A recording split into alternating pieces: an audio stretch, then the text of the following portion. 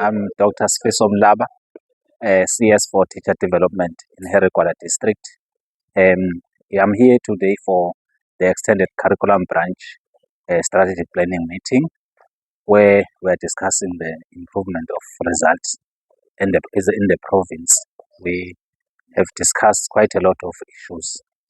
My takeaway is the issue of the collaboration among the sub-directorate in the province, and also the issue of dealing with the progress learners. How do we support them? Also, how to increase the number of bachelors as a province. Those are my takeaway.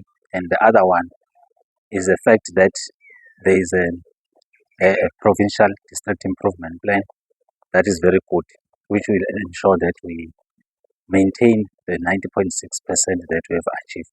So as officials from the district, we have learned a lot, and we are going to take home from the commissions and what have been discussed within this 2-day session to share with our colleagues back in our district.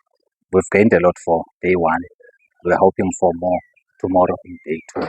Thank you.